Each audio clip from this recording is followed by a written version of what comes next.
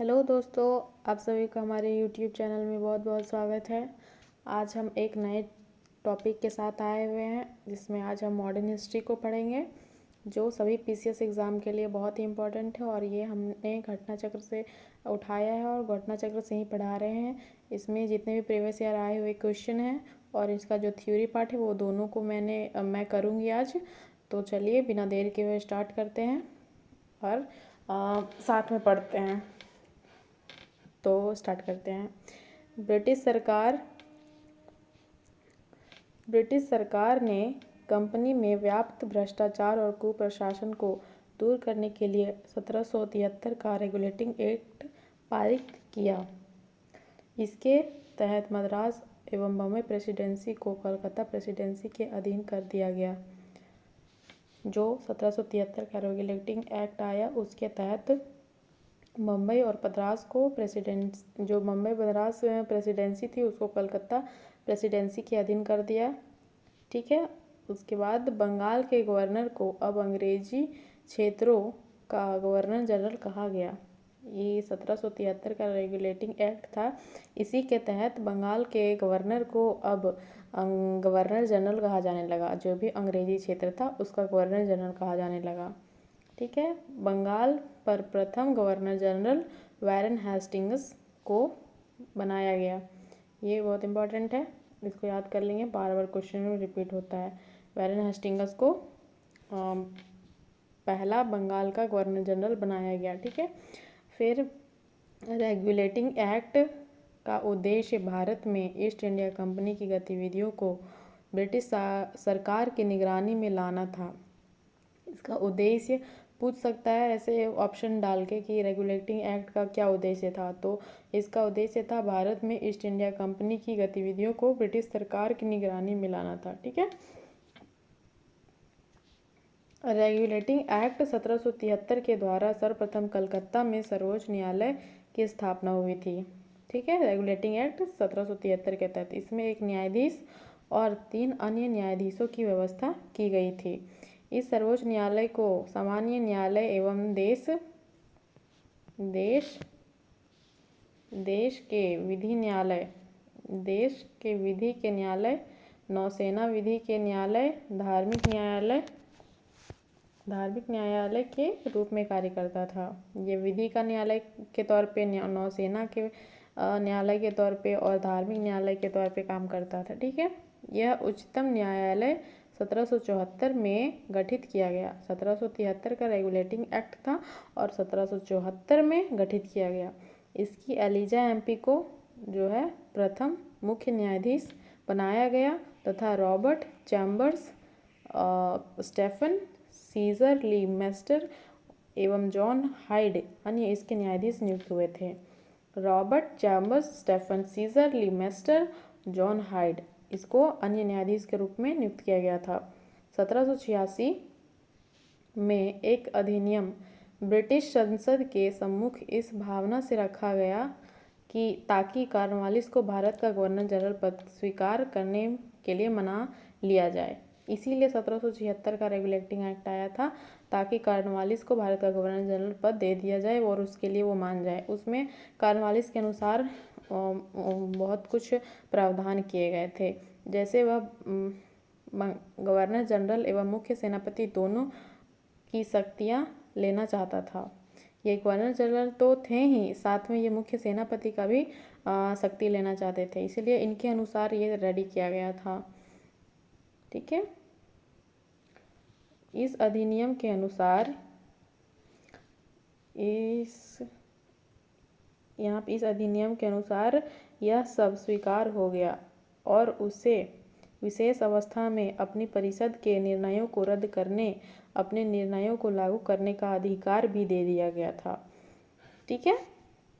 तो ये कॉर्नवालिस का था। कॉर्नवालिस जिला कलेक्टर को अधिक शक्तिशाली नहीं बनाने देना चाहता था। कॉर्नवालिस जो है वो अधिक शक्तिशाली नहीं बनाने देना चाहते थे। उन्होंने शक्ति का पृथक्करण सिद्धांत दिया था। ठीक है। तो ये क्वेश्चन बहुत इंपॉर्टेंट है, पूछा जाएगा कि शक्ति का पृथक्करण सिद्धांत किसने दिया था। तो ये सिद्धांत कॉर्नवालिस ने दिया था। ईस्ट इंडिया कंपनी के भारत व्यापार के एकाधिकार को चाय और चीन के साथ व्यापार के अतिरिक्त 1813 के चार्टर्ड एक्ट द्वारा समाप्त किया गया।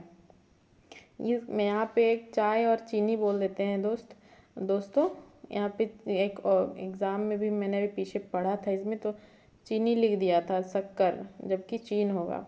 तो ईस्ट इंडिया कंपनी के भारतीय व्यापार के एकाधिकार को, मतलब जो चाय और चीनी का एक अधिकार जो था, उसके अतिरिक्त 1813 के चार्टर्ड एक्ट द्वारा समाप्त कर दिया गया। मतलब इसके अलावा जो भी व्यापार था ना, सिर्फ चाय और चीन के साथ व्यापार को छोड़कर 1813 में सभी एक्ट, चार्टर्ड एक्ट के द्वारा सभी एकाधिकार जो लोग को मिला हुआ था ना, उसको समाप्त कर दिया गया था ब्रिटिश सरकार के द्वारा। ठीक है, फिर इसके द्वारा कंपनी को अगले 20 वर्षों के लिए भारतीय प्रदेशों तथा राजस्व पर नियंत्रण का अधिकार दे दिया गया। ठीक है, प्रदेशों। उसके बाद है यहाँ से चार्टर एक्ट 1813 के द्वारा भारत में शिक्षा पर कंपनी को 1 लाख रुपए वार्षिक खर्च करने का प्रावधान किया गया। 1813 का चार्टर्ड एक्ट पूछा जाता है दोस्तों कि किस एक्ट के तहत पहली बार 1 लाख रुपए खर्च करने की बात की गई थी, तो यही 1813 का चार्टर्ड एक्ट था। इसमें ही ईसाई मशीनरी मतलब को भारत में प्रवेश दिया गया था। 1813 का चार्टर एक्ट था। चार्टर्ड एक्ट 1833 द्वारा कंपनी के सभी व्यापारी वाणिज्यिक अधिकार समाप्त कर दिए गए। 1813 में जो चार्टर एक्ट था उसमें चाय और चीन के साथ एकाधिकार को नहीं समाप्त करते हुए बाकी सभी एकाधिकार को समाप्त कर दिया गया था, जबकि 1833 था चार्टर्ड एक्ट, उसमें सब समाप्त कर दिया गया, कोई भी एकाधिकार नहीं रहेगा उनका ऐसा। उसे भविष्य में केवल राजनीतिक कार्य ही करने थे। इस अधिनियम द्वारा बंगाल का गवर्नर जनरल अब समूचे भारत का गवर्नर जनरल कहा जाने लगा। ठीक है, तो 1833 का जो चार्टर्ड एक्ट था उसमें क्या हुआ कि पहले बंगाल का गवर्नर जनरल हुआ करता था, अब भारत का गवर्नर जनरल होने लगा। ठीक है, ये सब बहुत इंपॉर्टेंट है, इसे तो क्वेश्चन आना ही आना है, इसको भूलना नहीं है। इस अधिनियम द्वारा कानून बनाने के लिए गवर्नर जनरल की एक परिषद में एक कानूनी सदस्य चौथा सदस्य के रूप में सम्मिलित किया गया था। समझे, 1833 का चार्टर्ड एक्ट था, उसी में एक कानूनी सदस्य को चौथे सदस्य के रूप में चुना गया। वह सदस्य भारतीय नहीं बल्कि अंग्रेज होना था। ये जो चौथा सदस्य था कानूनी सदस्य, वो भारतीय नहीं बल्कि अंग्रेजी होना था। सर्वप्रथम मैकाले को विधि सदस्य के रूप में परिषद में शामिल किया गया था। 1853 ईस्वी के चार्टर्ड एक्ट में यह व्यवस्था की गई कि नियंत्रण बोर्ड और उसके अन्य पदाधिकारियों का वेतन सरकार निश्चित करेगी, परंतु धन कंपनी देगी। 1853 का जो चार्टर्ड एक्ट था उसमें यह व्यवस्था की गई कि जो नियंत्रण बोर्ड बना हुआ है उसके जो पदाधिकारी का वेतन जो होता है वो सरकार निश्चित करेगी और वो धन जो है वो कंपनी देगी, मतलब भारत से दिया जाएगा धन। 1853 का चार्टर्ड एक्ट था। ठीक है, डायरेक्टरों की संख्या 24 से घटाकर 18 कर दी गई। कौन सा एक्ट? 1853 का एक्ट है। 24 से घटाकर 18 कर दी गई। उसमें 6 क्राउन द्वारा मनोनीत होते थे। जो 18 थे उसमें से 6 क्राउन द्वारा मनोनीत होते थे। इसमें प्रावधानित था कि नियुक्तियां अब प्रतियोगी परीक्षाओं द्वारा की जाएगी, इसमें किसी प्रकार का भेदभाव नहीं किया जाएगा। तो ये वाला मत सोचिएगा दोस्तों कि कम दिया हुआ है, इसका अलग अलग ये घटना चक्र में अलग अलग टॉपिक दिया हुआ है हर, जैसे कि ये कानूनी व्यवस्था पढ़ रहे हैं हम लोग, संवैधानिक व्यवस्था, अगर हम फिर अभी अलग अलग जैसे गवर्नर जनरल हुए उसके अनुसार उनके टाइम पे क्या क्या फेमस चीज़ें थी उसको पढ़ेंगे ना तो उसमें आपका पूरा कवर हो जाएगा। इसमें लग रहा होगा कि आधा है लेकिन नहीं, अभी क्वेश्चन देखिएगा ना, बहुत सारा क्वेश्चन इसमें इंक्लूड किया हुआ है। आगे बढ़ते हैं।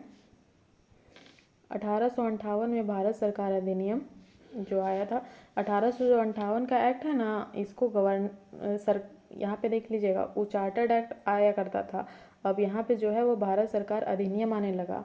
भारत सरकार अधिनियम में एक मेरा एग्ज़ाम था, एसएससी का एग्ज़ाम मैं दे रही थी, उस टाइम मैं कंफ्यूज हो गई थी, इसीलिए कुछ भी चीज़ पढ़ते एकदम गौर से पढ़िए, क्योंकि पता नहीं क्या पूछ दे आपको। मैं ऐसा भी नहीं सोचा था कि ये पूछेगा, लेकिन ये पूछ दिया और मैं कंफ्यूज होकर गलत ही कर दिया था उसका आंसर। तो देखिए अभी मैं ऊपर दिखाती हूँ आपको। देखिए 1853 का चार्टर्ड एक्ट और उससे पहले भी चार्टर्ड एक्ट, मतलब जितना भी आया था ना 1853, जैसे 1857 का क्रांति हुआ ना, उसके बाद से जान रहे हैं कि क्राउन के हाथों में सभी अधिकार दे दिए गए थे। तो उसी टाइम से जो नियम बने या फिर जो संवैधानिक प्रावधान आया उसको भारत सरकार अधिनियम कहा जाने लगा था। ठीक है। गवर्नमेंट ऑफ इंडिया एक्ट 1858 द्वारा भारतीय प्रशासन का नियंत्रण कंपनी से छीनकर ब्रिटिश क्राउन के सौंप दिया गया था। ठीक है। अब कोर्ट ऑफ डायरेक्टर और बोर्ड ऑफ कंट्रोल के समस्त अधिकार भारत सचिव को सौंप दिया गया था। ठीक है। जो अलग अलग हुआ करते थे, एक कोर्ट ऑफ डायरेक्टर हुआ करता था, एक बोर्ड ऑफ कंट्रोल हुआ था, तो इन सभी का अधिकार भारत सचिव एक पद बना दिया गया और उनको सौंप दिया गया। इंडियन काउंसिल एक्ट 1861 के द्वारा गवर्नर जनरल को अध्यादेश जारी करने की शक्ति दी गई। अब का जो एक्ट आएगा ना दोस्तों, उसको याद करना पड़ेगा आपको, क्योंकि इससे क्वेश्चन डायरेक्ट आ जाते हैं। पूछा जाएगा कि अध्यादेश जारी करने का शक्ति किस एक्ट के तहत आई, तो ये इंडियन काउंसिल एक्ट, वही भारत, देखिए इसमें काउंसिल एक्ट लिख दिया हुआ है, तो ये भारत परिषद अधिनियम होगा। ठीक है। 1861 तो के द्वारा अध्यादेश देने की शक्ति दी गई। ये अध्यादेश अधिकाधिक 6 माह तक लागू रह सकती थी। ये भी याद कर लीजिएगा दोस्तों कि कितना दिन तक अध्यादेश लागू हो सकता था, जो 6 महीने। 1861 के भारतीय परिषद अधिनियम द्वारा वायसराय की परिषद को कानून बनाने की शक्ति प्रदान की गई। जो 1861 वाला था उसी में क्या हुआ, वायसराय की जो परिषद थी उसको क्या हुआ कि कानून बनाने की शक्ति प्रदान की गई थी। इसके तहत लॉर्ड कैनिंग ने विभागीय प्रणाली की शुरुआत की। ये भी इम्पोर्टेंट क्वेश्चन है दोस्तों, पूछा जाएगा कि किसने विभागीय प्रणाली की स्टार्ट की थी, तो लॉर्ड कैनिंग ने किया था। किसने? लॉर्ड कैनिंग ने किया था। ठीक है। लॉर्ड कैनिंग ने भिन्न भिन्न सदस्यों को अलग अलग विभाग सौंपकर एक प्रकार से मंत्रिमंडलीय व्यवस्था की नींव डाली थी। जो कैनिंग था उन्होंने विभागीय व्यवस्था को चालू किया, और क्या किया उन्होंने, अलग अलग लोगों को अलग अलग विभाग दे दिया। इससे क्या हुआ कि मंत्रिमंडल व्यवस्था का जन्म हुआ। ठीक है। इस व्यवस्था के अनुसार प्रशासन का प्रत्येक विभाग एक व्यक्ति के अधीन होता था। भारतीय परिषद अधिनियम 1861 के द्वारा कानून बनाने के लिए वायसराय की कार्यकारी परिषद में न्यूनतम 6 और अधिकतम 12 अतिरिक्त सदस्यों की नियुक्ति से उसका विस्तार किया गया। उसमें बाद में बढ़ाए गए। इन्हें वायसराय मनोनीत करेगा। वे 2 वर्ष तक अपने पद पर बने रहेंगे। इनमें से न्यूनतम आधे सदस्य गैर सरकारी होंगे। इस अधिनियम के अनुसार बम्बई, मद्रास प्रांतों को अपने लिए कानून बनाने, उन्हें संशोधन करने के अधिकार पुनः दे दिए गए। यद्यपि इन परिषदों द्वारा बनाए गए कोई भी कानून उस समय तक वैध नहीं माने जाएंगे जब तक कि गवर्नर जनरल की अनुमति ना प्राप्त कर ले। मतलब इसके तहत क्या हुआ था कि बम्बई और मद्रास के जो प्रांत थे उनको भी अपने लिए कानून बनाने का अधिकार दे दिया गया था, लेकिन मेन जो बॉडी थी यहाँ पे, जहाँ पे जनरल बैठते थे, उनकी अनुमति अनिवार्य थी। ठीक है। आगे बढ़ते हैं। बॉम्बे, मद्रास, कलकत्ता उच्च न्यायालय की स्थापना ब्रिटिश संसद द्वारा 1861 के भारतीय उच्च न्यायालय अधिनियम के तहत 1862 में की गई थी। बहुत इंपॉर्टेंट है दोस्तों, 1861 का अधिनियम था। उसमें से भी कौन सा अधिनियम? भारतीय उच्च न्यायालय अधिनियम के तहत 1862 में की गई थी। भारतीय परिषद अधिनियम 1892 के अनुसार विधानमंडल के सदस्यों के अधिकार 2 क्षेत्रों में बांट दिए गए। जो विधानमंडल बनी थी सेंटर पे, उसको, उनके सदस्यों के अधिकार को 2 क्षेत्रों में बढ़ा दिया गया था। 2 क्षेत्रों में बढ़ा दिया गया था। पहला, बजट पर उन्हें अपने विचार प्रकट करने का अधिकार दिया गया, यद्यपि वह इस विषय में कोई प्रस्ताव रखने अथवा सदन में मत विभाजन कराने का अधिकार नहीं दिया गया था। लेकिन पहली बार था कि विधानमंडल में जो भी मेंबर चुने जाते थे, उन्हें बजट पर अपने विचार प्रकट कर सकते थे, लेकिन मतदान नहीं कर सकते थे। सार्वजनिक हित के मामले में 6 दिन की सूचना देकर प्रश्न पूछ सकते थे।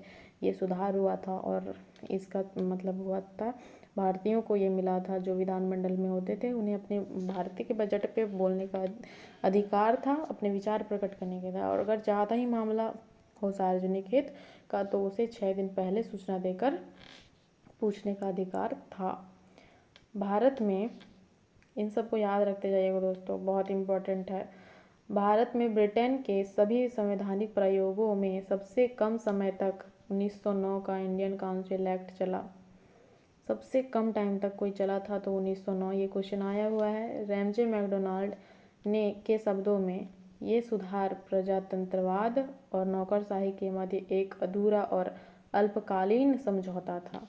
कौन बोला है ये बात? Ramsay McDonald.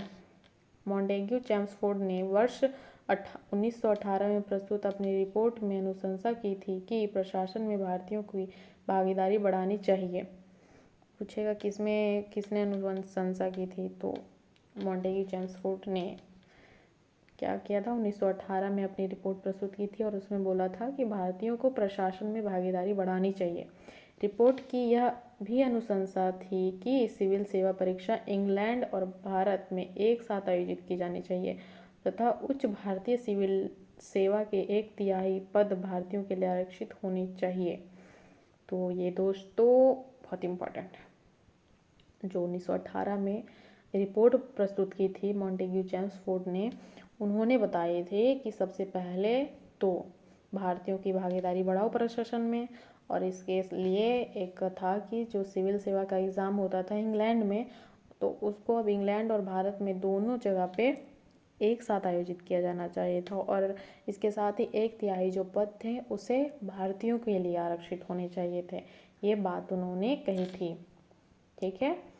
मॉन्टेग्यू चेम्सफोर्ड की संस्तुति के आधार पर वर्ष 1922 में सिविल सेवा परीक्षा इंग्लैंड और भारत में एक साथ आयोजित होने लगी थी। ठीक है, 1922 से एचिसन आयोग जो है 1887 में प्रस्तुत की गई थी। 1887 में एचिसन आयोग बैठी थी। इसकी अनुशंसा थी कि सिविल सेवा परीक्षा इंग्लैंड और भारत में एक साथ नहीं आयोजित की जानी चाहिए। मतलब ये क्वेश्चन आया हुआ है इसीलिए इसमें डाल दिया हुआ है। मतलब कि एक था कि चेम्सफोर्ड जो 1918 में रिपोर्ट भेजी थी उसमें बोला था कि भारत और इंग्लैंड का में जो पर सिविल सेवा की एग्ज़ाम होती है वो एक साथ होनी चाहिए थी। लेकिन एक एचिसन आयोग थी जो 1887 में बैठी थी, उन्होंने बोला था कि एक साथ आयोजित नहीं होना चाहिए। 20 अगस्त 1917 के सुधारों की घोषणा को तत्कालीन भारत सचिव एडविन मॉन्टेग्यू ने के नाम पर मॉन्टेग्यू घोषणा के नाम से जाना जाता है। जो 20 अगस्त 1917 के सुधारों की घोषणा जो हुई थी उस टाइम मॉन्टेग्यू थे हमारे सचिव, तो उन्हीं के नाम पर इसको मॉन्टेग्यू घोषणा के नाम से जाना जाता है। तत्कालीन भारत सचिव एडविन मॉन्टेग्यू और वायसराय लॉर्ड चेम्सफोर्ड की रिपोर्ट भारतीय परिषद अधिनियम 1919 का आधार बनी थी। उनकी जो रिपोर्ट जो बनी थी ना, वो आया था ना 1919 में, मॉन्टेग्यू चेम्सफोर्ड रिपोर्ट अधिनियम जो आया था, जिसको नाम से भारत परिषद अधिनियम जो था उसी को मॉन्टेग्यू चेम्सफोर्ड अधिनियम 1919 कहा जाता है। तो वो जो रिपोर्ट थी वही इसका आधार बनी थी, वो ये बात कह रहे हैं। भारत में प्रांतों में द्वैध शासन का प्रारंभ मॉन्टेग्यू चेम्सफोर्ड के सुधारों के तहत ही 1919 से प्रारंभ हुआ था। यहाँ पे आपको 2 बात याद करना पड़ेगा, मैंने तो याद कर लिया है, आप भी याद कर लो कि पूछेगा प्रांतों में द्वैध शासन जो है वो 1919 का एक्ट के तहत, लेकिन बोलेगा प्रांतों से हटाकर केंद्र में द्वैध शासन जो लगाया गया था वो 1935 का अधिनियम था। ठीक है, फिर मैं बार बार रिपीट होगा ना दोस्तों, इस तरह याद होगा आपको। ठीक है, इसे क्या बोला जाता था, जिसे भारत सरकार अधिनियम 1919 कहा जाता था, भी कहा जाता है। ठीक है, भारत सरकार अधिनियम भी कहा जाता है। इस अधिनियम में पहली बार उत्तरदायी शासन शब्द को स्पष्ट रूप से प्रयोग किया गया। उत्तरदायी शासन, इसको भी याद रखना दोस्तों, उत्तरदायी शासन शब्दों का स्पष्ट प्रयोग किया गया था। उत्तरदायी शासन, ठीक है, 1919 था। इस अधिनियम के तहत प्रांतों के विषयों को आरक्षित और हस्तांतरित 2 भागों में डिवाइड कर दिया गया था। हस्तांतरित विषयों पर प्रशासन विधायिका के चयनित सदस्यों को सौंप दिया गया था, जबकि आरक्षित विषय गवर्नर के कार्यकारिणी के पास रखा गया था। मतलब ये जो आरक्षित विषय है ये राजस्व से रिलेटेड था, पुलिस से रिलेटेड था, तो इसको आरक्षित विषय में रखा गया था। बाकी विधि बनाने का जो कार्य था उसको विधायिका के हाथ में सौंप दी गई थी। ठीक है। 1926 में भारत में एक लोक सेवा आयोग का गठन किया गया। ये भी बहुत इम्पोर्टेंट है। सबसे पहले भारत में लोक सेवा आयोग का गठन 1926 में हुआ था। वर्ष 1935 के अधिनियम के तहत लोक सेवा आयोग के स्थान पर संघीय लोक सेवा आयोग का गठन हुआ। ठीक है। 1935 के अधिनियम के तहत ही जो लोक सेवा आयोग था उसके आधार पर संघीय लोक सेवा आयोग का गठन हुआ था।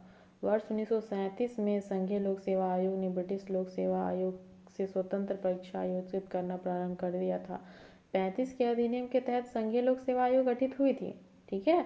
और 37 से क्या हुआ था, इन्होंने ब्रिटिश लोक सेवा आयोग से स्वतंत्र होकर भारत में लोक सेवा आयोग का परीक्षा का आयोजन किया जाने लगा था। 1950 में संविधान के लागू होने के बाद संघीय लोक सेवा आयोग का नाम बदलकर 1950 में बोल रहा है 1950 में संविधान के लागू होने के बाद, ठीक है, तो 1950 में संविधान लागू होने के बाद इसका नाम रखा गया था यूपीएससी। पहले एफपीएससी कहा जाता था, फेडरल पब्लिक सर्विस कमीशन। अब बोला जाता है यूपीएससी, संघ लोक सेवा आयोग। 1935 के अधिनियम द्वारा सर्वप्रथम भारत में संघात्मक सरकार की स्थापना का प्रावधान किया गया था। समझें, 1935 का अधिनियम के तहत संघात्मक सरकार, संघात्मक कोर्ट सब 1935 के तहत आया था। इस संघ को ब्रिटिश भारतीय प्रांतों तथा कुछ भारतीय रियासतों जो संघ में शामिल होना चाहती थीं को मिलाकर बनाया गया था। यह जो संघ था उसमें रियासत भी ऐड थी, कोई कोई मिलना चाहते थे, प्रांत थे, उन सबको मिलाकर संघ बनाया गया था। इस अधिनियम के द्वारा प्रांतों में द्वैध शासन समाप्त कर कर उन्हें स्वायत्तता प्रदान की गई, केंद्र में द्वैध शासन लागू कर दिया गया। समझे। 1935 में भारत सरकार अधिनियम द्वारा प्रांतों में दोहरे शासन के स्थान पर उत्तरदायी शासन मिला दिया गया। पहले बोलेगा उत्तरदायी शासन वर्ड कहाँ दिया गया, 1919 का अधिनियम याद रखेंगे, और उसके बाद बोलेगा कि उत्तरदायी शासन प्रांतों में, तो 1935 के अधिनियम के तहत। ठीक है। और आरक्षित और हस्तांतरित जो विषय में भेद था उसको समाप्त कर दिया गया। गवर्नरों को आरक्षित और बचाव की संज्ञा के अधीन व्यक्तिगत निर्णय विवेकाधीन शक्ति का प्रयोग करने का अधिकार दे दिया गया। गवर्नरों को दिया गया व्यक्तिगत निर्णय अपना देने का विवेकाधीन शक्तियाँ भी उन्हें प्रदान की गई। साथ ही गवर्नर को अध्यादेश जारी करने का भी अधिकार दिया गया था। अभी आप बताएंगे कि 1861 का जो अधिनियम था उसमें क्या हुआ था कि अध्यादेश जारी करने का अधिकार दिया गया था। दोस्तों भुला गए का, जिसमें 6 महीना की अवधि थी। ठीक है। फिर क्या बढ़ते हैं आगे। इस अधिनियम द्वारा सांप्रदायिक तथा वर्गीय मतदाता मंडलों का विस्तार हुआ और मुसलमान, सिख, यूरोपीय, भारतीय ईसाई, एंग्लो इंडियन और भारतीय मुसलमान आदि को पृथक पृथक प्रतिनिधित्व मिला। मतलब कि जो सांप्रदायिकता की बात हुई थी वो 1919 का अधिनियम 1909 का अधिनियम था। उसमें क्या हुआ था कि उसमें सिर्फ मुसलमान लोग के लिए अलग से निर्वाचन व्यवस्था की शुरुआत की गई थी, लेकिन जो इस अधिनियम में आया ना, इसमें और बढ़ा दिया गया। इसमें मुसलमान, सिख, यूरोपीय, भारतीय ईसाई, एंग्लो इंडियन सब के लिए अलग अलग प्रतिनिधित्व मिला सबको। भारत का वर्तमान संवैधानिक ढांचा जो बहुत कुछ 1935 के अधिनियम पर आधारित है, बहुत कुछ। 1935 के मुख्य उपबंध इस प्रकार हैं। पहला, संघात्मक सरकार की स्थापना, केंद्र में द्वैध शासन की स्थापना, प्रांतों में द्वैध शासन के स्थान पर स्वायत्त शासन की स्थापना। ठीक है। द्विसदनीय केंद्रीय विधानमंडल, प्रांतीय शासन व्यवस्था, प्रांतीय विधानमंडल, केंद्र और प्रांतों में शक्तियों का विभाजन, फेडरल न्यायालय की स्थापना इसी के तहत की गई थी। ठीक है। आगे बढ़ते हैं। वर्ष 1935 के अधिनियम के बारे में जवाहरलाल नेहरू ने कहा था एक कार जिसमें ब्रेक तो है पर इंजन ही नहीं है। ओ भाई साहब, जवाहरलाल नेहरू का ये कोटेशन याद रखिएगा दोस्तों, क्वेश्चन में आ जाता है। एक कार जिसमें ब्रेक तो है पर इंजन ही नहीं है। जवाहरलाल नेहरू वर्ष 1947 से 64 तक भारत के प्रधानमंत्री रहे हुए पंसिल के प्रणेता गुटनिरपेक्ष में विश्वास रखने वाले थे। भारतीय राष्ट्रीय कांग्रेस ने अपने लखनऊ अधिवेशन 1936 में भारत सरकार अधिनियम 1935 को अस्वीकार किया था। जो लखनऊ अधिवेशन जो था ना 1936 में हुआ था, उसमें अस्वीकार कर दिया गया था। इस अधिवेशन की अध्यक्षता जवाहरलाल नेहरू ने ही की थी, ठीक है। और कहाँ का था? लखनऊ अधिवेशन था। पंडित जवाहरलाल नेहरू ने भारत सरकार अधिनियम 1935 को गुलामी का अधिकार या दास्ता का आज्ञा पत्र बताते हुए उसकी कटु आलोचना की थी। उन्होंने दो बात कह दिया, एक गुलामी का दास्ता पत्र, सॉरी किधर है, गुलामी का अधिकार और दास्ता का आज्ञा पत्र, और फिर इधर एक कार जिसमें ब्रेक तो पर इंजन ही नहीं है, ठीक है। ब्रिटिश शासन के पूरे इतिहास में 1935 का अधिनियम सबसे लंबा चौड़ा प्रलेख था, जिसमें 14 भाग,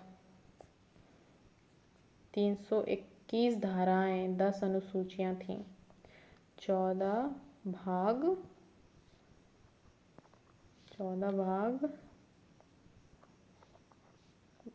321 धाराएं, 321 धाराएं और 10 अनुसूचियां थी। 10 भारत सरकार ने 1935 में अंतर्विष्ट